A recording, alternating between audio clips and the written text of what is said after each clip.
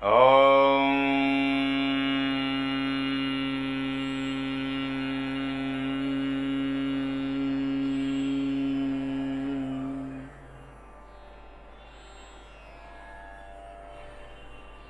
ఓం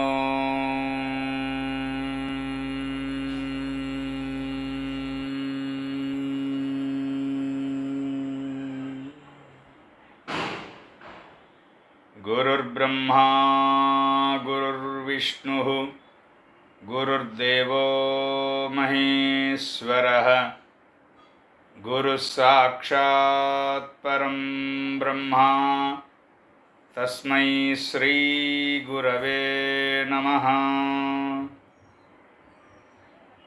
మూర్తిత్వే పరికల్పితస్య శిభృతో వర్త్మా పునర్జన్మనాం ఆత్మేత్యాత్మవిదాం క్రతుశ్చ యజతాం భర్తామరజ్యోతిషాం లోకానాం ప్రళయోద్భవస్థితి విభుశ్చానేకధాయ శ్రుతౌ వాచం నః సదదాత్వనేకకిరణః త్రైలోక్యదీపో రవిః యకిరాలకులాంబోధివిధుమానందరూపిణం అనంతార్యతనూజాతం కృష్ణం వందే జగద్గురుం శ్రీకృష్ణమాచార్యమనంతపుత్రం సత్సాధుమిత్రం కరుణార్ద్రనేత్రం గురుం గురూణాం పితరం పితॄణాం అనన్యశేషశరణం ప్రపద్యే అనన్యశేషశరణం ప్రపద్యే అనన్యశేషశరణం ప్రపద్యే. శ్రీకృష్ణార్యశిష్యరాజం జ్యోతిశ్శాస్త్రప్రబోధకం శ్రీపదమార్గమార్తాండం లక్ష్మణార్యమహం భజే.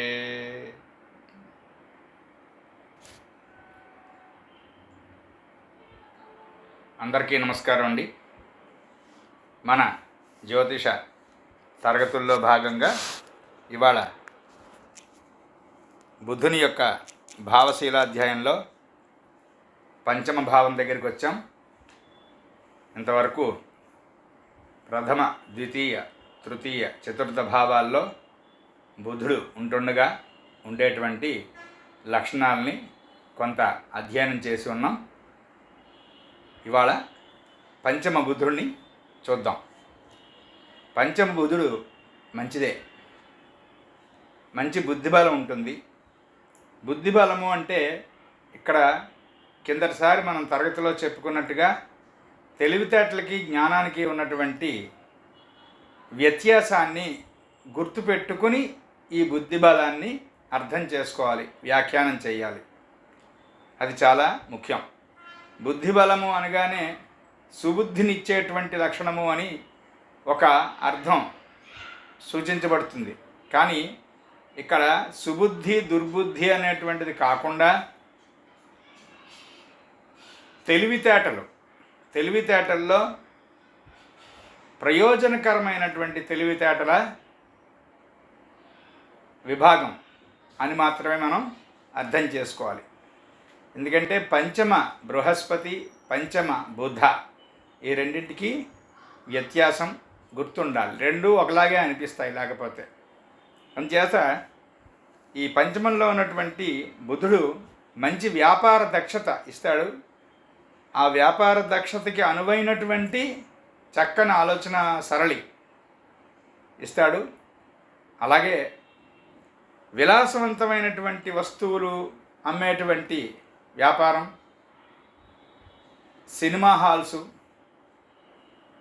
వినోదశాలలు, అలాంటివన్నీ కూడా ఈ బుధుని యొక్క పంచమ బుధుని యొక్క ఇన్ఫ్లుయెన్స్ వల్ల చక్కనైనటువంటి ఫలితాలను ఇస్తాయి. వాటికి అనుకూలంగా ఉంటాయి. అంటే అనుకూలంగా ఉండడము అనేటువంటిది మనకి ఇక్కడ ఎప్పుడు కూడా ముందు ఇండికేషన్. అనుకూలంగా ఉంది ఒక విషయం అనుకున్నప్పుడు అది సత్ఫలితాన్ని ఇస్తుందా లేదా అనేటువంటిది మళ్ళీ చెక్ చేయాలి మనం. అంటే పంచమంలో బుధుడు ఉంటే మనకి సినిమా హాలు వ్యాపారం అనుకూలం అని మనం సూత్రం చదువుకున్నాం కనుక పంచమ బుధుడు అందరికీ కూడా, పంచమంలో బుధుడు ఉన్న వాళ్ళందరికీ మీరు సినిమా హాల్ కట్టుకోండి అని చెప్పడానికి వీరలేదు. వాళ్ళ శుక్రుడు, వాళ్ళ బృహస్పతి, ఆ మిగతా జాతకంలో ఉన్నటువంటి ఆ విశేషం ఈ పంచమ బుధునికి సహాయకారిగా ఉందా, వ్యాధ కలిగిస్తోందా అనేటువంటిది చూసుకుని ముందుకెళ్ళాలి. అది ప్రతిసారి మనం ప్రిడిక్టివ్ ఎస్ట్రాలజీకి సంబంధించి స్థితి, యుతి, వీక్షణము అనేటువంటిది మానకుండా, మిస్ అవ్వకుండా, బద్ధకించకుండా ముందుకు వెళ్ళాలి.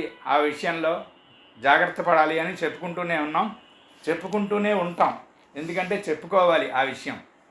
అది మిస్ అయిపోతే ప్రిడిక్టివ్ ఎస్ట్రాలజీ మిస్ అయిపోతుంది. సో ఈ పంచమ బుధునికి అనుకూలమైనటువంటి రంగం వ్యాపారం పనికొస్తుంది. ఎందుకంటే చాలా ఆచితూచి నేర్పుగా మాట్లాడతారు వీళ్ళ ఆలోచన విధానం అలాగే ఉంటుంది. కిందటిసారి ఆ చతుర్థ బుధుడికి చెప్పుకున్న ఒక లక్షణం సుమారుగా మళ్ళీ ఇక్కడ కూడా రిపీట్ అవుతుంది. ప్రణయానికి సంబంధించిన ఇష్యూలో కూడా వీళ్ళు ప్రయోజనాన్ని ముందు చూసుకుంటారు. ఈమెను మనం ప్రేమిస్తే ఈ స్థితిగతులు మెరుగుపడతాయా, లేకపోతే ఇంకా అట్టడికి చేరిపోతాయా మన పరిస్థితులు అనుకున్న దగ్గర నుంచి అన్ని రకాల ముందు ఆలోచించుకొని వాళ్ళు ఆ ప్రణయ కలాపం అనేటువంటిది సాగిస్తారు పంచమ బుధుడు వాళ్ళు. అక్కడ మళ్ళీ మనం పంచమ శుక్రుడు, పంచమ బుధుడు, ఆ రెండింటినీ తేడా గమనించుకోవాలి. అందుకే మనకి మా శ్రీకే గారు నారద భక్తి సూత్రాలు చెప్తున్నప్పుడు పరమ ప్రేమ అనేటువంటి ఒక అత్యద్భుతమైనటువంటి అంశాన్ని చాలా లోతుగా వ్యాఖ్యానం చేశారు. ఇప్పుడు మనందరం ఇప్పుడున్నటువంటి సమాజం ఉన్నటువంటి పరిస్థితుల్లో ప్రేమ అని దేన్నైతే వ్యవహరిస్తున్నామో అది ప్రేమ కాదు అని క్లియర్గా చెప్పారు. నిర్మోహమాటంగా మాట్లాడాలంటే అదంతా మెర్క్యూరీలోకే వస్తుంది. తెలివితేటలతో కూడినటువంటి ఆకర్షణ. పరమ ప్రేమ అనేటువంటిది ప్యూర్గా వేనస్ ఇన్ఫ్లుయెన్స్, శుక్రుని యొక్క ఇన్ఫ్లుయెన్స్లో ఉంటుంది. అది వేరు. అంచేత వెనీషియన్ లవ్కిను మెర్క్యూరియన్ లవ్కి ఉన్నటువంటి డిఫరెన్స్ మనం చాలా జాగ్రత్తగా గమనించుకుంటూ ఉండాలి.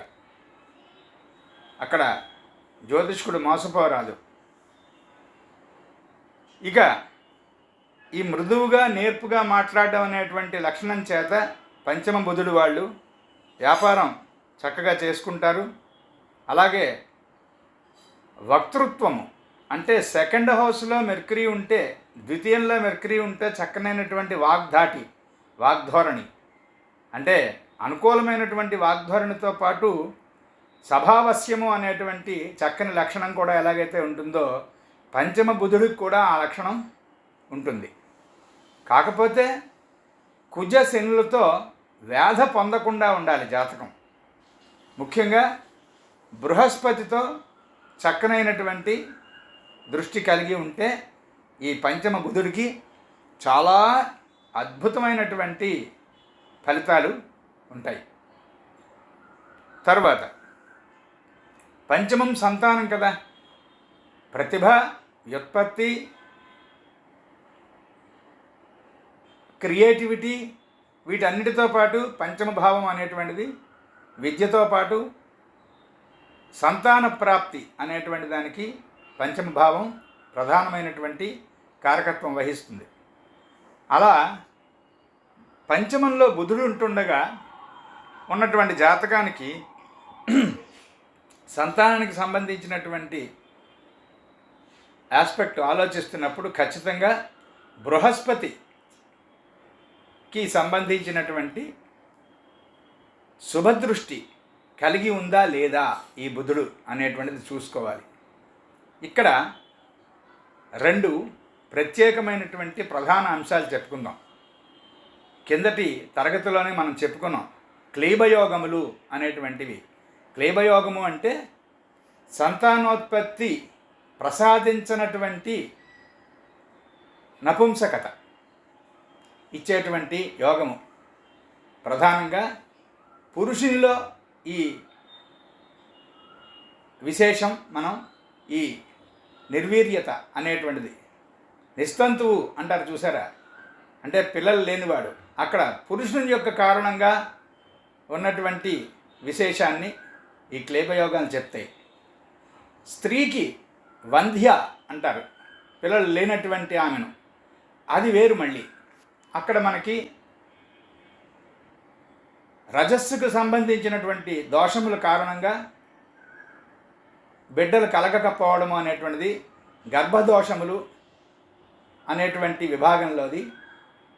సాధారణంగా ఆ దోషాలు స్త్రీ జాతకంలో మనకి కుజ శుక్రుల ద్వారా బయటపడతాయి. ఇక్కడ పురుషుని జాతకంలో కుజ శుక్రులతో పాటు బుధుని యొక్క అవయోగం, పంచమ బుధుడు, ప్రత్యేకంగా పంచమంలో బుధుడుండి శని చేత కేంద్రవేద కానీ సమసప్తకం కానీ షష్టాష్టకం కానీ ఇలాంటి తీవ్రమైనటువంటి అవయోగాలు, అలాగే పంచమంలో శని బుధుడు కలిసి ఉండడం, ఆ స్థానం ప్రత్యేకంగా శనికి బాగా ఇబ్బందికరమైనటువంటి స్థానం అయి ఉండడం. ఉదాహరణకి యారిస్లో అంటే మేషంలో పంచమ భావం ఉండి అక్కడ శనీశ్వరుడు ఉన్నట్లయితే అక్కడే అదే భాగలో అంటే అదే డిగ్రీలో బుధుడు కూడా స్థితి చెంది ఉన్నట్లయితే సంతానానికి సంబంధించి చాలా జాగ్రత్తగా చూసుకోవాలి ఆ జాతకాన్ని.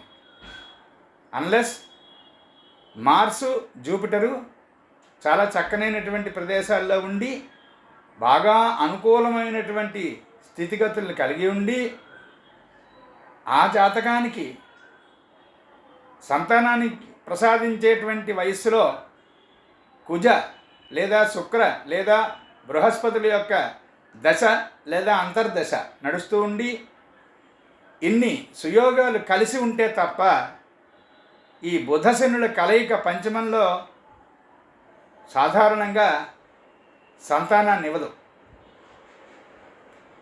అది ఒక క్లీబయోగమే. ఇక్కడ సంతానం ఉండుట లేకుండుట అనేటువంటి దానికి సంబంధించి మనం ఈ బుధుని యొక్క విశేషంతో పాటు చెప్పుకుంటున్నాం కాబట్టి ఒక ముఖ్య గమనికలాగా చెప్పుకుందాం. వంశత్వం ఉండి సంతానం లేకపోవట, వంశత్వమే లేక సంతానం లేకపోవట, ఇవి రెండు విడివిడిగా చూడాలి. మళ్ళీ ఈ విభాగాన్ని స్త్రీ జాతకంలో వేరేగా పురుష జాతకంలో వేరేగాను పరిశీలించాలి. అందుకే నేను గతంలో సభవారికి మనవి చేశాను, సంతానానికి సంబంధించి ఒక్క స్త్రీ జాతకం కానీ అంటే భార్య జాతకం చూసి కానీ లేదా భర్త జాతకం చూసి కానీ మాట్లాడేస్తూ ఉంటారు అందరూ. వీళ్ళకి చాలామంది పిల్లలు ఉంటారండి, వీళ్ళకి పిల్లలు కష్టమండి, పిల్లలు ఆలస్యం అవుతారండి, పుట్టిన పిల్లలు నిలబడకపోవచ్చండి, ఇలాగా రకరకాలైనటువంటి ఫలితాలని పురుష జాతకమో స్త్రీ జాతకమో ఏదో ఒకటి చూసి నిర్ణయించద్దు. భార్యాభర్త ఇద్దరు జాతకాలు చూసి కలిపి సంతానానికి సంబంధించినటువంటి ఇష్యూ మాట్లాడాలి. మెడికల్గా కూడా అంతే, ఇద్దరిని పరిశీలించి వైద్యశాస్త్రం పరంగా ఇద్దరి యొక్క లక్షణాలు తీసుకున్న తర్వాత, ఇద్దరి పేథాలజీ తీసుకున్న తర్వాత మిగతా విషయాలన్నీ క్రోడీకరించుకుంటే అప్పుడు మాట్లాడాలి. కానీ ఒకళ్ళని ఆధారం చేసుకొని అది బాధ్యత లేకుండా అలా మాట్లాడకూడదు, అలా ఆలోచించుకోకూడదు. ముఖ్యంగా విషయం వచ్చింది కాబట్టి ఒక జాగ్రత్త చెప్తాను సభ వాళ్ళకి. సంతానానికి సంబంధించిన విషయం, ఆయుర్దాయానికి సంబంధించిన విషయం, ఈ రెండూ కూడా చాలా జాగ్రత్త వహించమని చెప్పారు మాస్టర్. అక్కడ యాస్పెక్ట్ కనబడుతోంది కదా అని తొందరతనంతో మాట్లాడకూడదు జ్యోతిష్కుడు, అది పద్ధతి కాదు. ఆయుర్దాయాన్ని నిర్ణయించేటప్పుడు సంతానానికి సంబంధించినటువంటి వివరం నిర్ణయించేటప్పుడు జాతకంలో చాలా చాలా చాలా వివరాలు చూడాలి. ఇది చాలా ముఖ్యం. ఎందుకంటే ఉదాహరణకి బుధుడు అష్టమంలో ఉన్నాడు అనుకోండి ఒక జాతకానికి. అష్టమంలో బుధుడు ఉండి ఆ అష్టమాధిపతి చాలా చక్కగా బలవంతుడై ఉన్నాడు అనుకోండి. ఉదాహరణకి అష్టమం యారిస్ అయింది ఎవరికో, అందులో బుధుడు ఉన్నాడు. ఆ అష్టమాధిపతి అయినటువంటి కుజుడు చాలా చక్కని పరిస్థితుల్లో మకరంలో ఉన్నాడు. ఇక్కడ మకరంలో ఉన్న కుజుడు ఈ బుధుడికి కేంద్రవేద కదా అని ఆలోచించద్దు అన్నారు. చాలా విశేషమైనటువంటి ప్రకరణం ఇప్పుడు మనం చెప్పుకుంటున్నది. అష్టమాధిపతి బలవంతుడై ఉండి అష్టమంలో బుధుడు గనక ఉంటే ఖచ్చితంగా అపరిమితమైనటువంటి ఆయుష్ ఉంటుంది అని చెప్పారు. దాదాపుగా 7-8 మంది పెద్ద పెద్ద వాళ్ళు ఋషులందరూ కూడా అదే సూత్రాన్ని అలాగే చెప్పారు, ఇంకా మార్చలేదు. అంచేత అష్టమంలో బుధుడు కదా, ఏం ఉపయోగంలే, ఏదో ఆస్తి కలిసి రావడం, ఎవరో చనిపోతే, దాయాదులు చనిపోతే, లేదా భార్య తరపు వాళ్ళు చనిపోతే ఆస్తి కలిసి రావడం, ఇలాంటివేవో ఉంటాయి తప్ప ఆయుష్కి ఇంకేం చెప్తాం అని అనిపిస్తుంది. కానీ అష్టమాధిపతి బలంగా ఉండి అష్టమంలో బుధుడున్నటువంటి ఒక యోగం ఆయుర్దాయానికి సంబంధించినటువంటి అతి బలీయమైనటువంటి ప్రబలమైనటువంటి సుయోగాన్ని ఇస్తుంది అన్నారు. ఇలా బుధునికి సంబంధించి ఆ విశేషం ఇంత అంతా కాదు. నిజానికి రవిచంద్రుల ఘట్టం ఒకలాగా చెప్పుకోవాలి జ్యోతిష్ శాస్త్రంలో. ఇప్పుడు చెప్పుకుంటున్నటువంటి ఈ విభాగం చాలా జాగ్రత్తగా నోట్ చేసుకోండి. రవి చంద్రుడు లూనరీస్ అంటారు. వాళ్ళకి సంబంధించినటువంటి ఫలితాలు ఆ విభాగం అంతా ఒక విభాగం అయితే కుజ శనులు ఒక విభాగం, బృహస్పతి ఒక్కటే ఒక విభాగం, బుధుడు ఒక్కటే ఒక విభాగం, శుక్రుడు ఒక్కటే ఒక విభాగం. అలాగా విడగొట్టుకున్నప్పుడే ప్రెడిక్టివ్ ఎస్ట్రాలజీ అనేటువంటి దానికి సరైనటువంటి ఖచ్చితత్వం ఏర్పడుతుంది మనకి. కొంత కాకపోతే కొంతైనా అనుభవము అనేటువంటిది, ఫలిత జ్యోతిషము అనేటువంటి దాంట్లో అనుభవం గడించాలంటే ఇది ఒక పద్ధతి. అంటే కంపారిటివ్ స్టడీ అని చెప్పుకున్నామే అందులో. అలా బుధునికి సంబంధించినటువంటి విశేషాలు ఎన్నో చదువుకుంటూ ఉంటే ఒకటి గమనించండి. బుధుడు ఎప్పుడైనా మనకి ఖగోళంలో అంటే ఆకాశంలో మనం గ్రహాల్ని దర్శనం చేసేటప్పుడు, అంటే చంద్రుడు ఆధారంగానే మనం గ్రహాల్ని చూస్తూ ఉంటాం కదా. అంటే చంద్రుడు ఏ నక్షత్రంలో వెళుతున్నాడో చూస్తే ఆ రాశికి దగ్గరలో ఉన్నటువంటి గ్రహాలు ప్రస్ఫుటంగా కనిపించడం అనేటువంటిది మనకి దృక్సిద్ధాంతంలో బలమైనటువంటి పద్ధతి. ఇక్కడ గమనించాల్సింది ఒకటి ఉంది. ఇప్పుడు యూట్యూబ్లో చాలా విరివిగా మాట్లాడేస్తున్నారు, బుధుడు కనిపిస్తాడు అని. 99% బుధుడు కనిపించడు. మనకి మాస్టర్ ఎక్రాల కృష్ణమాచార్యుల వారు 1కి 10 సార్లు చెప్పినటువంటి చాలా ముఖ్యమైనటువంటి అంశాల్లో ఇది ఒకటి. బుధుడు 99% కనపడ్డు. ఆ 1% కూడా బుధుని యొక్క దర్శనం భూలోకవాసులకి జరిగింది అంటే మహోత్పాతములు, మహాప్రమాదములుగా ప్రమాదకరములైనటువంటి ప్రకృతిలోని బీభత్సములు ఇవన్నీ కూడా, లేదా యుద్ధములు, భూకంపములు, ఇలాంటివన్నీ జరుగుతాయి, ఇలాంటివన్నీ ఏర్పడతాయి. బుధుని యొక్క దర్శనం ఉండదు. సింపుల్గా దానికి కారణం ఏం చెప్తారంటే, కేవలము ఎస్ట్రానమీ అంటే ఖగోళ శాస్త్రం, ఎస్ట్రానమీ మాత్రమే మాట్లాడేటువంటి వాళ్ళు సూర్యుని యొక్క ఆర్బులో మెర్క్యూరీ ఉంటాడు కనుక, అంటే సూర్యుడికి దగ్గరలోనే 40 డిగ్రీలు 45 డిగ్రీల కన్నా మెంచడు కనుక ఆ వెలుగులో ఇది కలిసిపోతుంది కనుక బుధుడు కనపడ్డు అని చెప్తారు. అది సరైనటువంటి సమాధానం అయితే కాదు. బృహత్ సంహిత లాంటి సంహిత గ్రంథాలు, ఆర్యాభటీయము మొదలైనటువంటి సిద్ధాంత గ్రంథాలు, అవి ఏమన్నా పెద్దవాళ్ళ నీడలో ఎప్పుడైనా ఏదైనా జన్మలో మనం కూర్చుని చదువుకోగలిగితే ఇలాంటి విషయాలన్నీ బయటపడతాయి.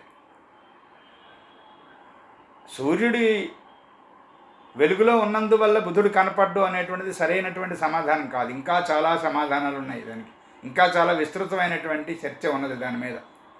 మొత్తానికి బుధుని యొక్క దర్శనం జరిగితే మాత్రం మామూలుగా ఉండదు, చాలా గట్టిగా ఉంటుంది దాని యొక్క ప్రభావం. అలాగే మనకి ఇంకొక సూత్రం, బుధుడు పాపగ్రహమా శుభగ్రహమా అన్నప్పుడు ఏం చెప్పారు పెద్దలందరూ, మొత్తం అందరూ ఋషులందరూ పెద్దవాళ్ళు అందరూ ఒకటే చెప్పారు. శుభగ్రహములతో కలిసి ఉంటే, శుభగ్రహముల దృష్టి బలంగా ఉంటే శుభగ్రహము బుధుడు శుభ ఫలితములను ఇచ్చును, పాపగ్రహముల యొక్క ప్రసక్తి పెరిగితే పాపమునిచ్చును, పాపమును సూచించును, పాపగ్రహమగును అని చెప్పారు. అంచేత ఈ బుధుడికి ఒక్కడికే ఆ ప్రత్యేకత ఉంది. అలాంటి బుధుడు పంచమంలో ఉన్నప్పుడు సంతానానికి సంబంధించి మనం ఆషామాషిగా నిర్ణయించేయడానికి వీర్లేదు. లగ్నాత్తు పంచమంలో బుధుడు ఉన్నప్పుడు చంద్రాత్తు పంచమంలో ఎవరున్నారో చూడండి, ఫస్ట్ స్టెప్. సెకండ్ స్టెప్, పంచమ అధిపతి భావాధిపతి ఎక్కడున్నాడో చూడండి. థర్డ్ స్టెప్, బృహస్పతి ఈ సోకాల్డ్ పంచమ బుధునికి ఏ దృష్టిలో ఉన్నది, ఏ యాంగిల్లో ఉంది అనేటువంటిది చూడండి. ఇలా ఒకటి ఒకటి ఒకటి ఒకటి మిగతా అంశాలతో పాటు ఈ పంచమ బుధుడిని చూసి అప్పుడు సంతాన ప్రాప్తికి సంబంధించినటువంటి ఇష్యూస్ మనం తీసుకోవాలి. అలాగే పంచమం విద్యాస్థానం కాబట్టి పంచమ బుధునితో పాటు బృహస్పతి యొక్క బలం కూడా చూసి మాత్రమే విద్యా సముపార్జన అనేటువంటిది ఎటుపక్క ఉంది, కాస్త ఏమన్నా విద్య ఏమన్నా అబ్బుతుందా లేదా. విద్య అంటే ఇక్కడ నా ఉద్దేశం చదువు అని, అంటే యూనివర్సిటీ వాళ్ళు ఇచ్చేటువంటి చదువులు, క్షమించండి, చదువు వేరు విద్య వేరు అని 10 సార్లు చెప్పారు ఈకే గారు. ఆ రెండు ఒకటే అయి చలామణి అయిపోతాయి ఈ రోజుల్లో. విద్యావంతుడికి చదువు ఉండాలని రూల్ ఏం లేదు. అంటే లిటరసీ వేరు, ఎడ్యుకేషన్ వేరు. లిటరసీ అనేటువంటి దానికి కారక గ్రహము బుధుడు, ఎడ్యుకేషన్ అనేటువంటి దానికి కారక గ్రహము బృహస్పతి, రవి మొదలుగా ఉన్నటువంటి గ్రహాలు. ఒకసారి ఎప్పుడైనా ఆ డిఫరెన్సు వేరేగా చెప్పుకుందాం, అంటే ప్రస్తుతం రెలవెంట్ కాదు. ఇంతవరకు మనం స్పృశిస్తే చాలు ఆ విషయాన్ని, అంటే తేడాన్ని గమనిస్తే చాలు. ఇక పంచమ బుధునికి బృహస్పతి యొక్క పంచమాధిపతి యొక్క దృష్టి బలంగా ఉన్నప్పుడే విద్యా సముపార్జన అనేటువంటిది బాగుంటుంది. ముఖ్యంగా బుధుడు ఎప్పుడైనా సరే రవి చేతిలో చెడిపోతే, శని చేతిలో చెడిపోతే, యురేనస్ చేతిలో చెడిపోతే లిటరసీ అనేటువంటిది మధ్యలో ఎక్కడో ఆగిపోతుంది. చాలా జాగ్రత్తగా ఈ సూత్రాన్ని మనం అధ్యయనం చేస్తూ ఉండాలి. స్వస్తి. తర్వాత 6వ స్థానంలో 6వ ఇంట్లో బుధుడు ఇచ్చేటువంటి లక్షణాలు. 6వ ఇల్లు అంటే రుణము, రోగము, మేనమామ మొదలైనటువంటి కారకత్వం వహించేటువంటి విభాగాలన్నీ మాట్లాడుకున్నాం. అంటే కిందటిసారి చెప్పుకున్నట్టు భావానికి సంబంధించినటువంటి భావకారకత్వాలన్నీ కూడా బలంగా గుర్తుండి రాసులలో అన్నవ రాశి అంటే ఇప్పుడు 6వ భావం మనం మాట్లాడుకుంటున్నాం కాబట్టి రాసులలో 6వ రాశి కన్య. అప్పుడు కన్యా రాశి యొక్క కారకత్వాలు కూడా బాగా మనకి గుర్తుండి అప్పుడు ఆ భావంలో సదరు గ్రహం ఉన్నప్పుడు ఎలా ఉంటుంది అనేటువంటిది మనం యోచన చెయ్యాలి, అలా లెక్క వెయ్యాలి అని గతంలో చెప్పుకున్నాం మనం.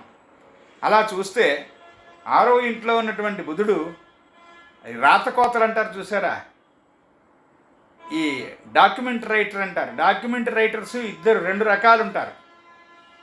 తృతీయంలో బుధుడు డాక్యుమెంట్ రైటర్నే తయారు చేస్తాడు. 6th హౌస్ మెర్క్యూరీ కూడా డాక్యుమెంట్ రైటర్ అవుతాడు. చాలా పకడ్బందీగా రాయగలరు 6వ ఇంట్లో బుధుడు ఉన్నటువంటి వాళ్ళు. ముఖ్యంగా మనకి మాస్టర్ గారు చెప్పినటువంటి ఆ తేడా కూడా వివరించారు ఆయన. మామూలుగా ఏ డాక్యుమెంట్ అయినా సరే,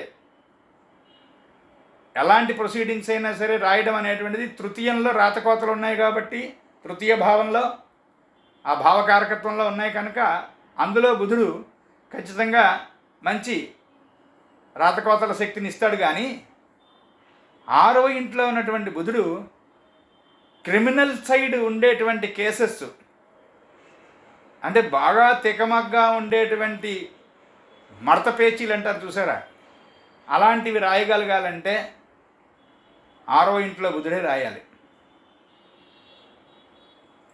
మీ అందరికీ కొంత కాపితే కొంత ఎక్కడైనా విన్నటువంటి అనుభవమైనా ఉండి ఉంటుంది నేను అనుకోవడం. ఒక్కొక్క పోలీస్ స్టేషన్లో ఒక్కొక్క రైటర్ గారు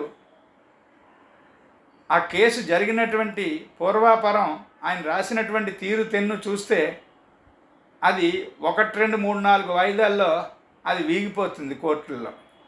ఒక్కొక్క రైటరు చాలా గట్టివాడు, దిట్ట అయినటువంటి వాడు కేసు కడితే, కేసు కట్టడం అంటారు దాన్ని, వాళ్ళు రాస్తే అది ఎలా ఉంటుందంటే, లేదా ఒక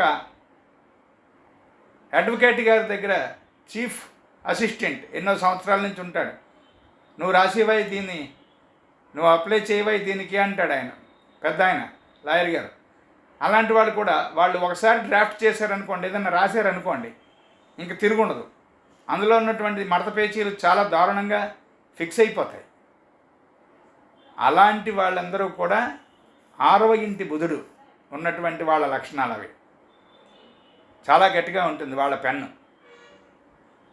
తర్వాత ఎంత ట్రై చేసినా కూడా 6వ ఇంట్లో బుధుడు ఉన్నప్పుడు ఓనర్షిప్ అనేటువంటిది, అంటే వ్యాపారం సొంతంగా చేస్తున్నామండి అనేటువంటిది, లేకపోతే ఈ ప్రొఫెషన్ నేనే చేస్తున్నానండి అని అనడం కానీ సాధారణంగా ఉండదన్నారు. వాళ్ళు యజమానిగా కన్నా కూడా సేవకుడుగానే ఎక్కువ రాణిస్తారు అన్నారు. ఇప్పుడు కొంతమంది ఉంటారు చూడండి, కొంతమంది యజమానులు వాళ్ళు పుట్టారు, వాళ్ళు నిజానికి ఏం పని చేయరు, వాళ్ళు వరకే ఎప్పుడో పెట్టుబడి పెట్టి ఊరుకున్నారు, విజిటింగ్ కార్డు వాళ్ళది, ఆ సంస్థకి సంబంధించినటువంటి శ్రమ పరిశ్రమ అంతా కూడా వేరే వాళ్ళది. ఆ అకౌంటెంట్ గారో ఆ గుమాస్తా గారో వాళ్ళ చేతిలో మొత్తం సంస్థ అంతా నడుస్తూ ఉంటుంది. లాభాలు నిండుగా మెండుగా ఈ ఓనర్ గారు అనుభవిస్తూ ఉంటారు. అలాంటి సందర్భంలో దొరికేటువంటి వాళ్ళు 100కి 95 మంది 6వ ఇంట్లో మెర్క్యూరీ ఉన్నటువంటి వాళ్ళు ఉంటారు. ఈ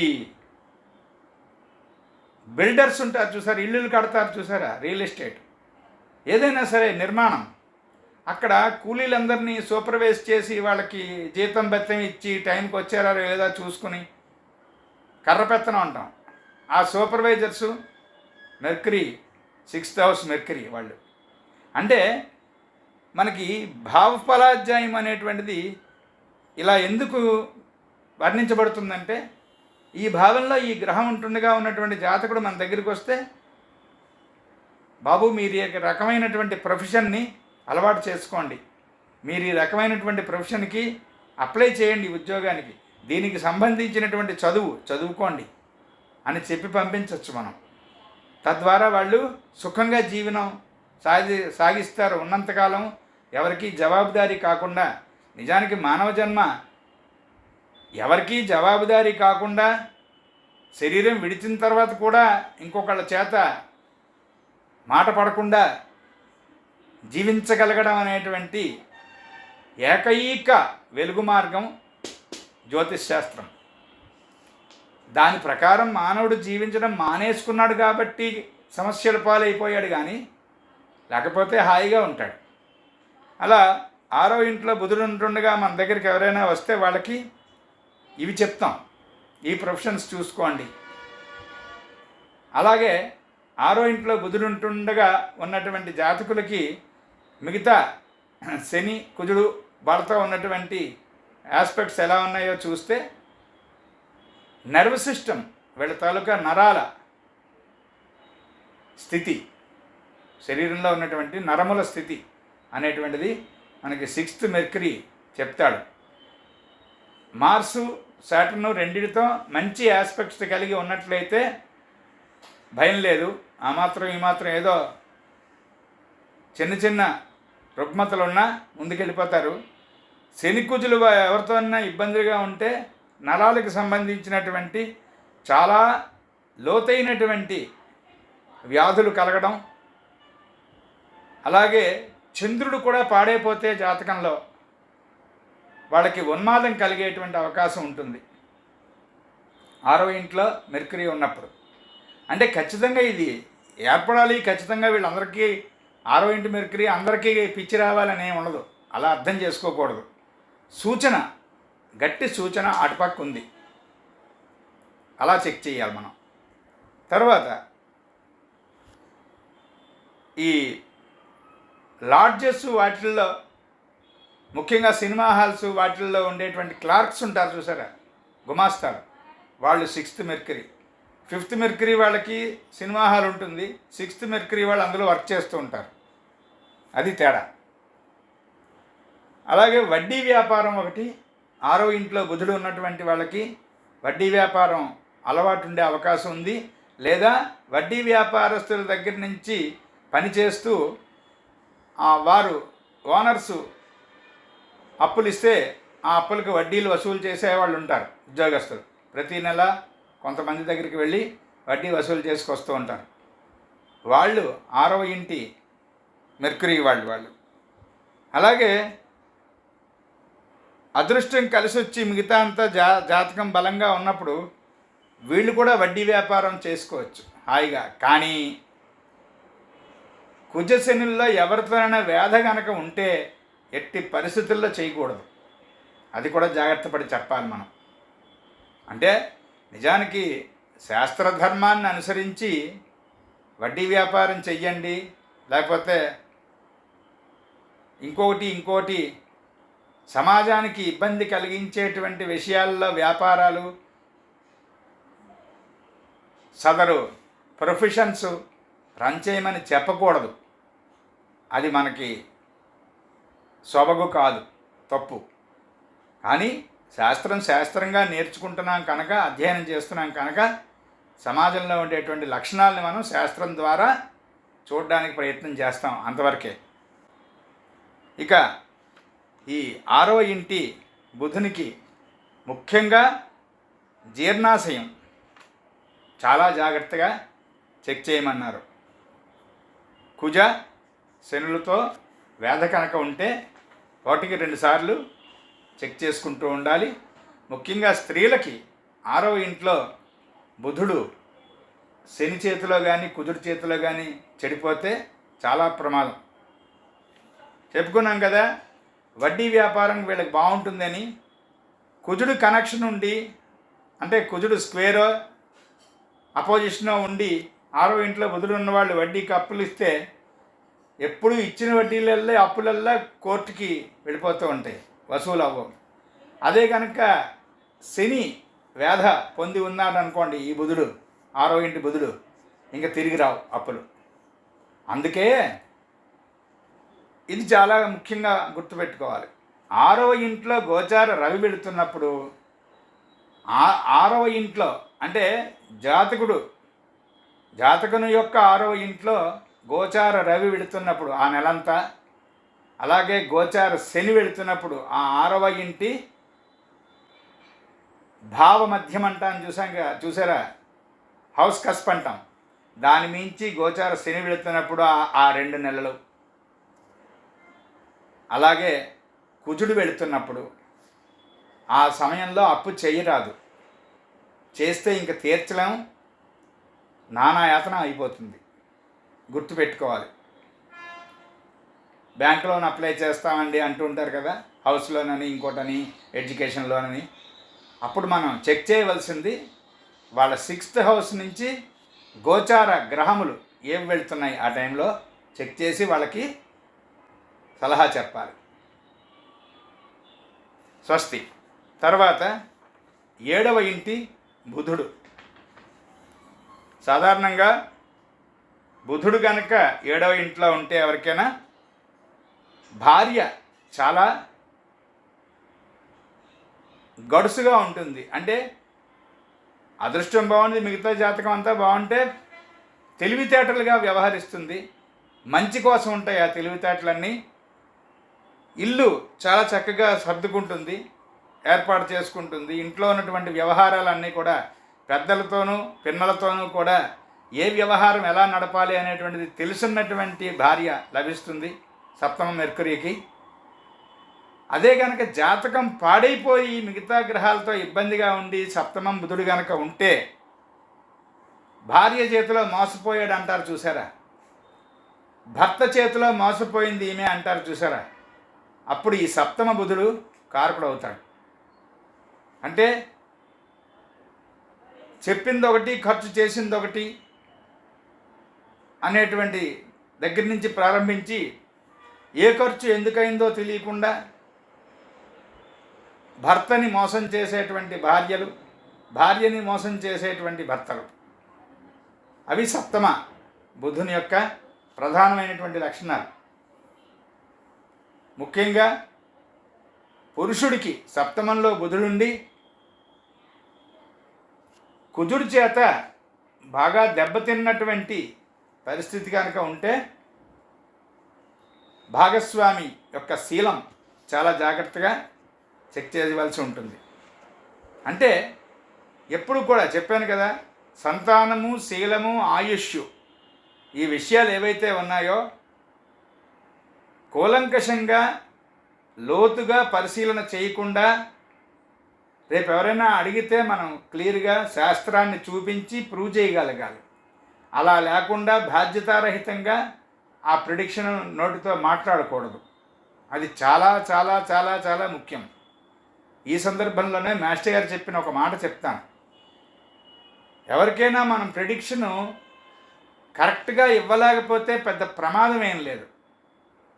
చెప్పవలసి ఉండి చెప్పకపోతే కూడా మనం తలదన్నినవాడు భగవంతుడు ఇంకో రూపంలో వాళ్ళకి సహాయాన్ని అందిస్తాడు. అది పెద్ద ప్రమాదం కాదు.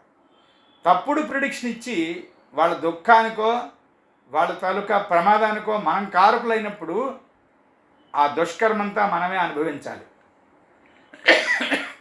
ముఖ్యంగా ముహూర్తం పెట్టినప్పుడు కూడా వాళ్ళు మొహమాట పెట్టారు కదా అని మనం ముహూర్తం పెట్టకూడదు. అయ్యా, ఈ సందర్భంలో మీరు అడిగినటువంటి వివరాల ప్రకారం ముహూర్తం నేను పెట్టదలుచుకోలేదండి, నేను పెట్టలేనండి అని చెప్పాలి. ఏదోలాగా వాళ్ళు మొహమాట పెట్టారు, మనం కూడా ముహూర్తం పెడితే జీవితాంతం ఆ ముహూర్తానికి సంబంధించిన అంశం ఈ భూమి మీద ఉన్నంతకాలం వాళ్ళ పెళ్ళో ఒడుగో వాళ్ళ గృహప్రవేశమో వాళ్ళు ఏదో బిడ్డలు పుట్టడానికి ఆపరేషనో ఏదో విషయం మీద మన చేత ముహూర్తం పెట్టించుకున్నప్పుడు మనం మొహమాట పడి ఇష్టం వచ్చినట్టు ముహూర్తం పెడితే ఆ కర్మ మనమే భరించాలి. దీనికే మాస్టర్ ఏం చెప్పారు, కార్మిక్ టై అనేటువంటి పుస్తకాన్ని చాలామందికి సజెస్ట్ చేసి ఆయన ఇచ్చి చదివించారు. కర్మ అనేటువంటిది ఎలా అంటుకుంటుంది, ముఖ్యంగా జ్యోతిష్కుడికి చాలా దగ్గరగా ఉంటుంది. పురోహితుడికి జ్యోతిష్కుడికి కర్మని మోయవలసినటువంటి సందర్భం 100% సార్లు కలుగుతుంది. అది కలగకుండా జాగ్రత్తగా మనం వ్యవహరించాలి. తప్పని పరిస్థితి అంటే చెప్తాం, అది వేరే విషయం.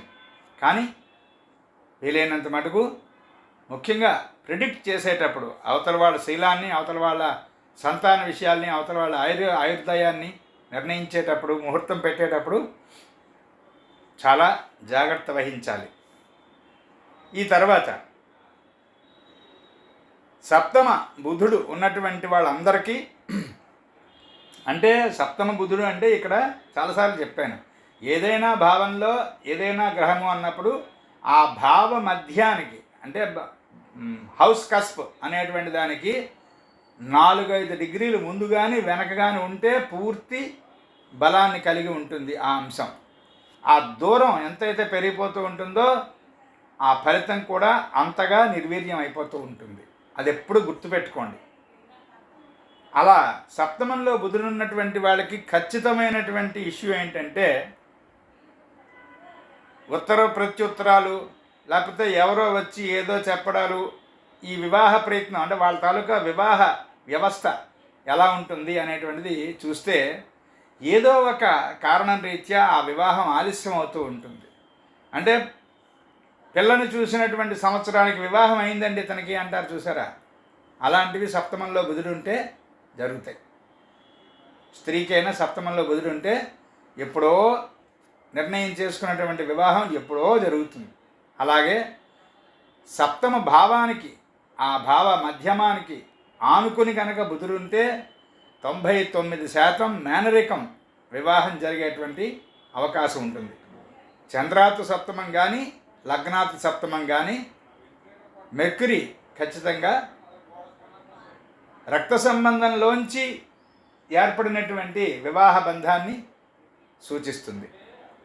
ఇలా మిగతా విషయాలు మనం నెమ్మది మీద వచ్చే తరగతుల్లో చూద్దాం. స్వస్తి.